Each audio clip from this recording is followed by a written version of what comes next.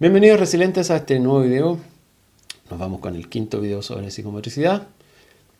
Esta semana, tal cual lo comenté la semana pasada, o en el video pasado, vamos a hablar sobre Gallagher, que este autor, si bien nos habla de las fases del desarrollo motor, en relación con la adquisición de la psicomotricidad, también lo que hace muy especial a este autor es que lo relaciona con las edades cronológicas del sujeto y lo que este sujeto debería estar logrando según su rango de edad. Bueno, sin más, comencemos con este video.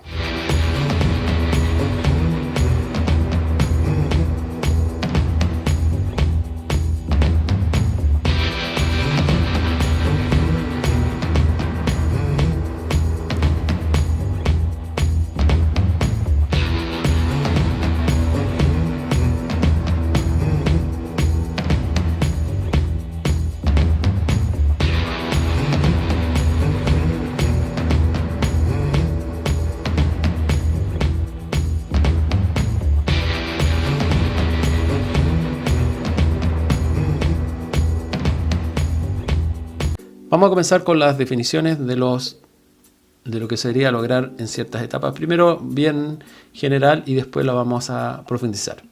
Entonces tenemos la fase de movimientos reflejos, que es de 0 a 1 año, que ahí nos está hablando de reflejos arcaicos hasta los 4 meses, estado de reflejo de enderezamiento, ponerse de pie, de 4 meses a 1 año, que eso lo estábamos viendo en el video pasado. Fases de los movimientos rudimentarios, que son estados de inhibición de reflejos de 0 a 1 año, estadios de precontrol de 1 a 2 años.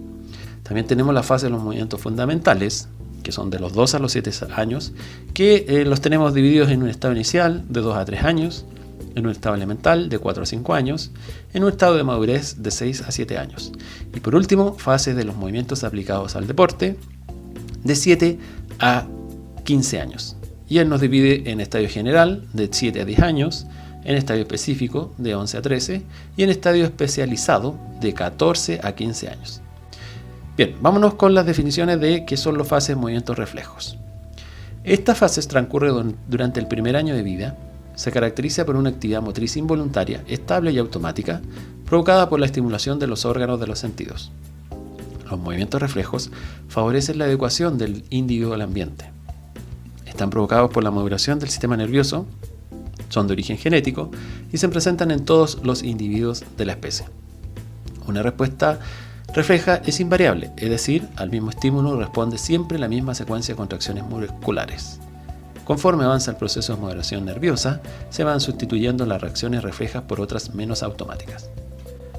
Veamos ahora el estadio de los reflejos arcaicos, que transcurre hasta los 4 meses. Y los reflejos arcaicos se caracterizan por estar provocados por estimulaciones unisensoriales y producen reacciones que no se pueden controlar. Algunos reflejos arcaicos permanecen durante toda la vida del sujeto, es el caso del hipo, el bostezo, estornudo, degluciones, etc. En general, los reflejos arcaicos permiten al niño captar información del entorno inmediato, buscar alimento y protegerse ante las agresiones del medio. Veamos el estadio de reflejos de enderezamiento. Este transcurre desde el 4.º mes hasta el 1.er año. La diferencia básica con el estadio anterior radica en que las reacciones son respuestas adaptadas a la situación y además son provocadas por estímulos más complejos de origen visual, sinestéticas y laberínticas, etc.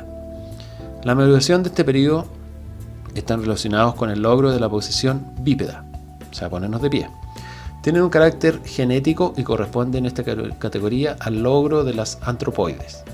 En este estadio de desarrollo transcurren simultáneamente con la fase de movimientos rudimentarios, lo cual quiere decir que se están realizando simultáneamente adquisiciones voluntarias e involuntarias. Vámonos con la fase de movimientos rudimentarios hasta los 2 años. Los movimientos rudimentarios, a pesar de estar determinados por la maduración del sistema nervioso, se relacionan con patrones previos de carácter reflejo y por otro lado con la ejercitación que se haga de los patrones voluntarios una vez que aparecen.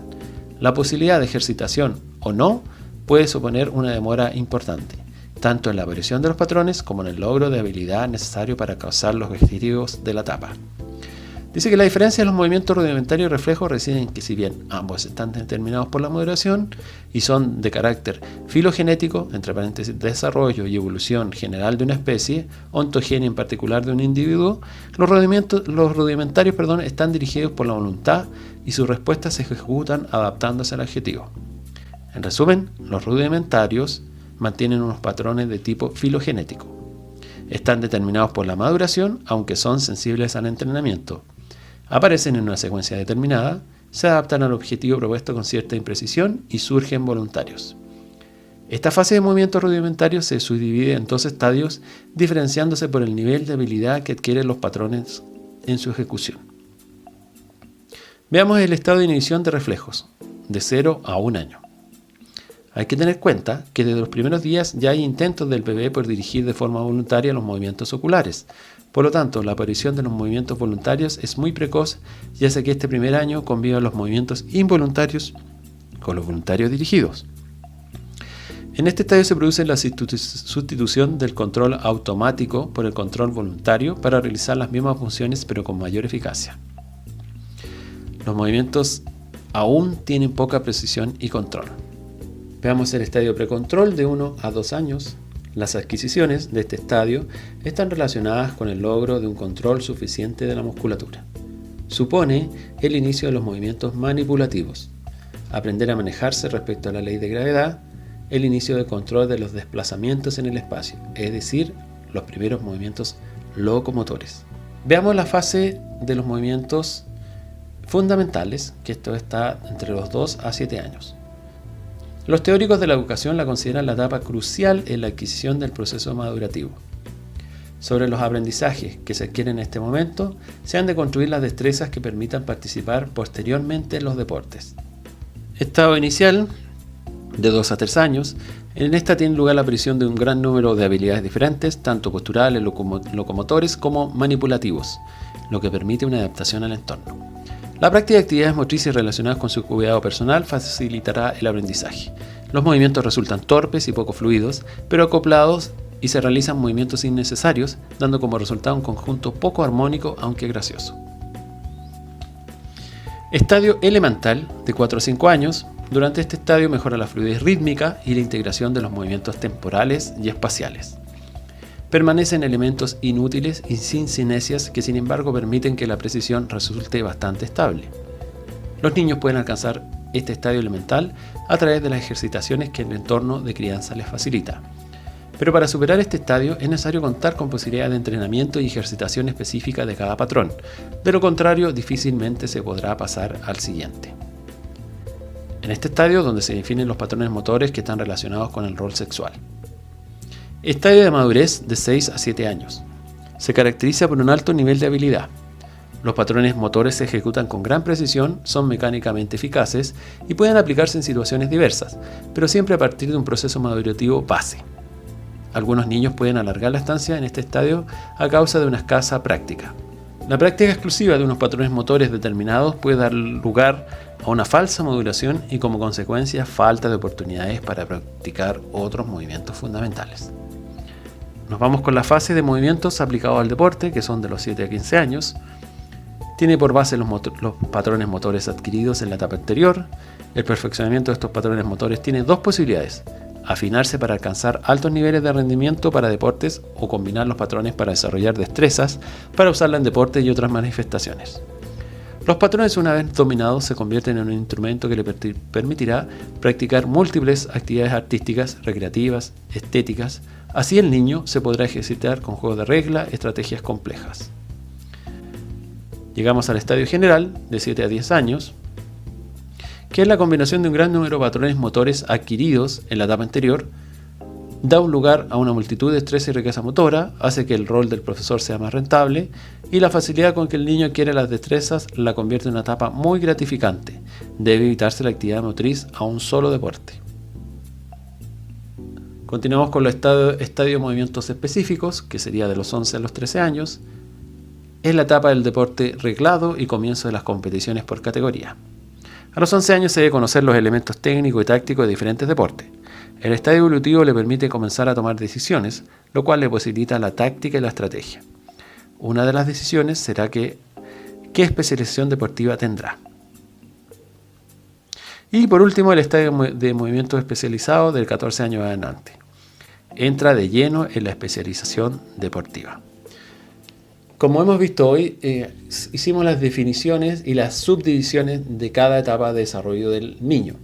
Ahora bien, este es un autor y hay varios autores que nos mencionan diferentes cosas y diferentes logros. Ahora se ha concretado y se ha logrado llegar a un punto específico de los logros que debe tener un niño en autores como este y otros más. No quiero que piensen que solamente con este autor se cierra el tema, sino que estoy dejando la puerta abierta a que hay muchos autores y muchas relaciones de esta actividad o de estos logros motrices que debe tener una persona. Ahora bien, si nosotros trabajamos con niños de estas edades implícitos en los que ya mencioné, por supuesto deberían tener estos logros básicos que he leído en este video. Bueno, espero que este video te haya gustado, espero que te haya quedado claro. Yo sé que es mucha definición, que hay mucha carga de cosas, pero vamos a ir paso a paso conociendo y definiendo otras cositas en otros videos un poquito más livianos. Quiero llegar, y lo he repetido en todos los videos, a un punto específico donde ya les muestre cómo ejercitar con estos niños en las diferentes etapas, cómo desarrollar diferentes habilidades, que eso es lo que hace interesante este video. Bueno, sin más, espero que te haya gustado, me dejes un me gusta, compartes este video a una persona que le pueda interesar esta información y nos estamos viendo en mi próximo video. Adiós, muchas gracias por verme, que estén muy bien.